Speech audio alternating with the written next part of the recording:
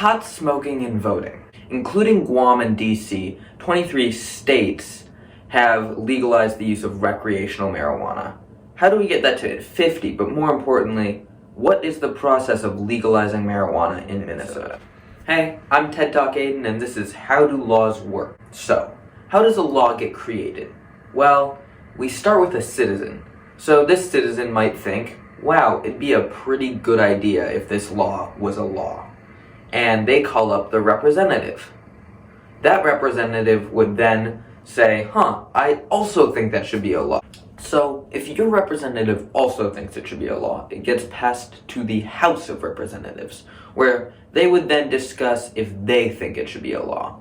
If that gets approved, it is then sent to the Senate, who would also vote, and if they get 34 votes saying yes, it should be a law, it gets passed to your governor.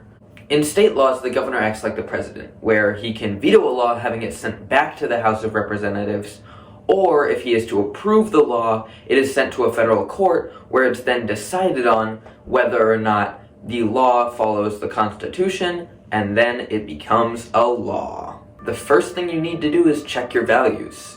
There might be something that somebody wants to do other than legalizing marijuana that doesn't align with your values. There's a lot of people who want to legalize marijuana. There's Democrats, Republican, third parties.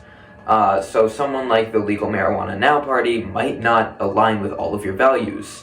So doing something like electing someone for auditor isn't necessarily going to legalize marijuana because they don't have any control over what laws are put into place.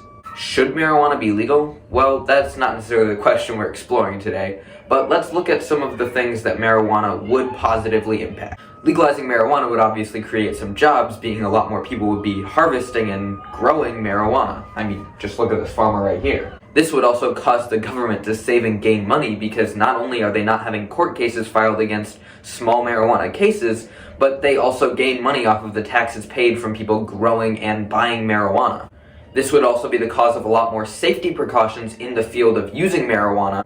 First of all, there would be more clean access to these drugs, and people would also have to product test their drugs before being able to sell them. There would also be a lot more information dispersed on the use of marijuana and how to do so safely.